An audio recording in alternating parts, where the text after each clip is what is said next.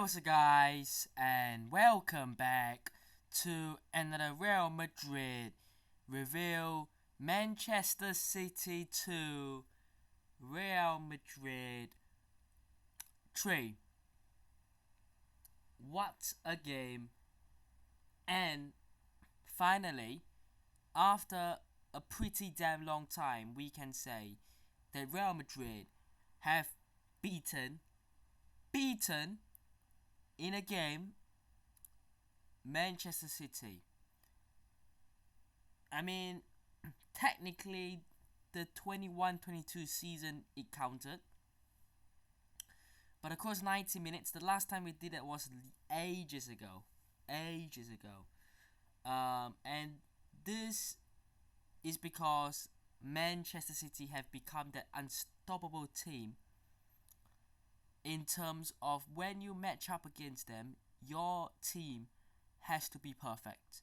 Your team, you must have a perfect starting 11, a perfect squad, and everything must be perfect. But Manchester City, and although Real Madrid have not been perfect, and we'll get on to that, Manchester City have actually fallen off a huge cliff. Watching that game, when Man City took the lead, which was against the odds, against the run of play, and it was against the odds because I think a lot of people expected Real Madrid to be the team to score, especially if you look at how the first 20 minutes or so panned out. It was dominant from Real Madrid, it really was. And then Man City scored, took control from after they scored until half time, and then the first I would say 10 minutes of the second half as well. But overall, for the first 20 minutes, Real Madrid were in control, but Man City took the lead. It was a poor goal. Grealish has far too much time and space to put in that forward cross, forward pass for Gvardiol to chest down for Haaland. I mean, look, that is pretty much because Valverde was attacking, and it was a transitional goal, and obviously he's not able to get back, and I don't think he could have done a lot. It was just a beautiful pass forward, a nice little chest down by Gvardiol, and Haaland doing what Haaland does best. And if you allow Haaland the space and the time to do that, you'll be punished.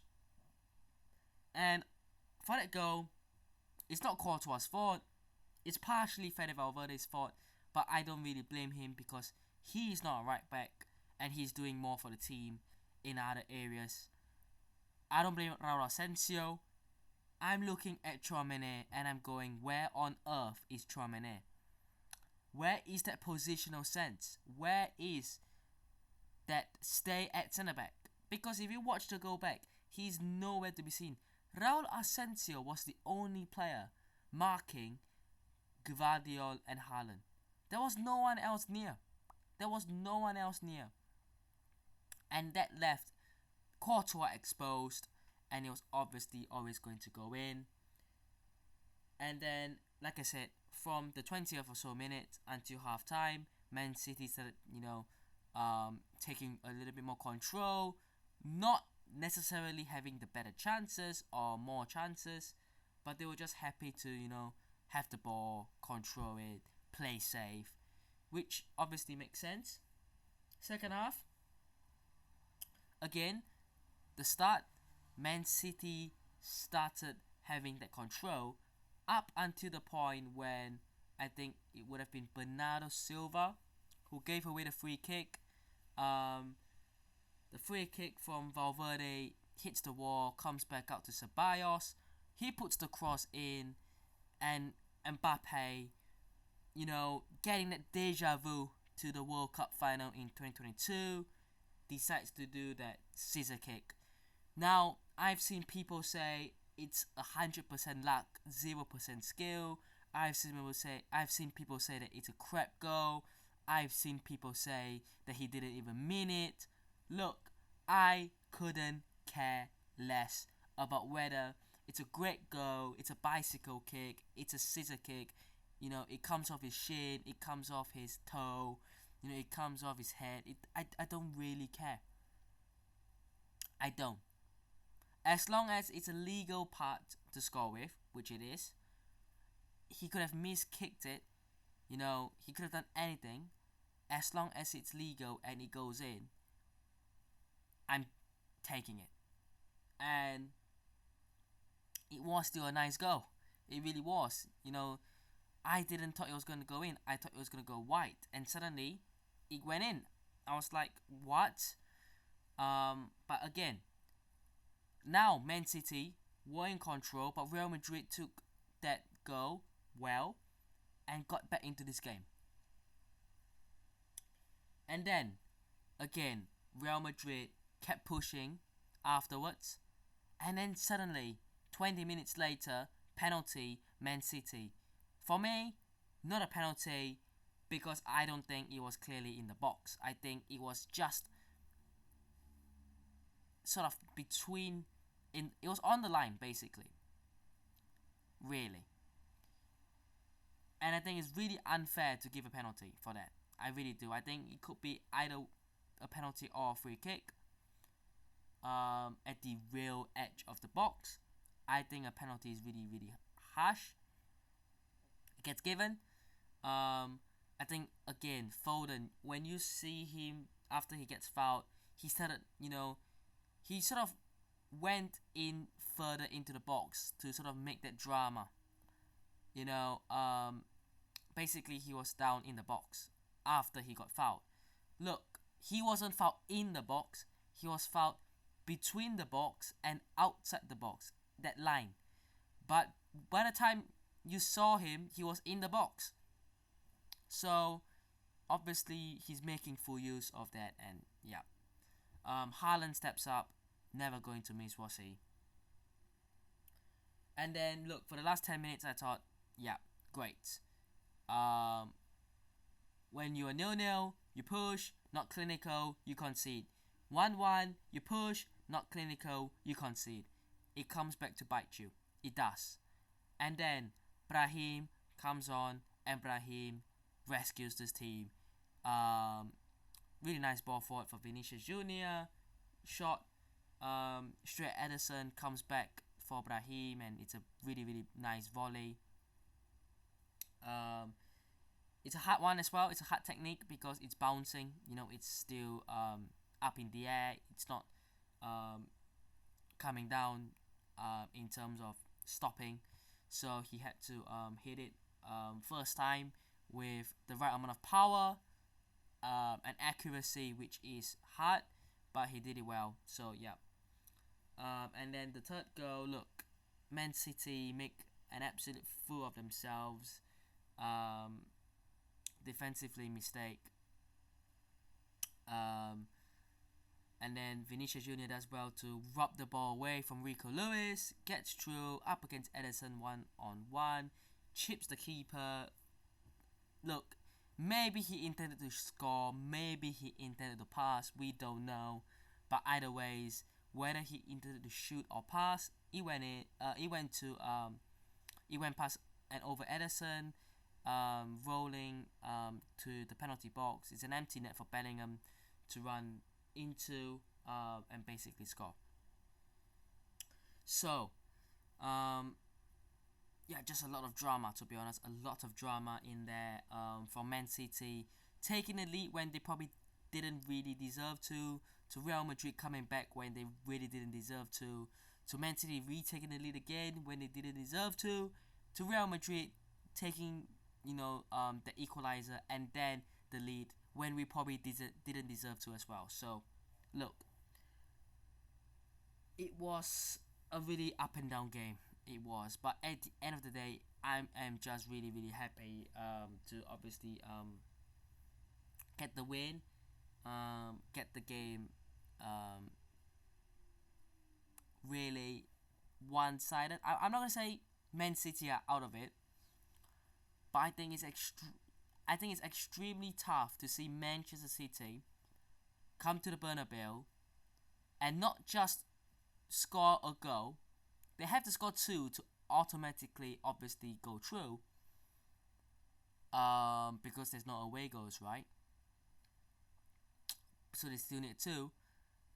But to score two and to play really well defensively for 90 minutes against this team with Real Madrid, with Mbappe, Vinicius, Bellingham, Rodrigo, Brahim coming on as well, I think it's impossible, really, to be honest. I think it's really, really, really, really impossible for it to happen. I think you could see a draw because the players are sort of like, yeah, let's not really push ourselves and get injured. Let's sort of be a bit more precautionary.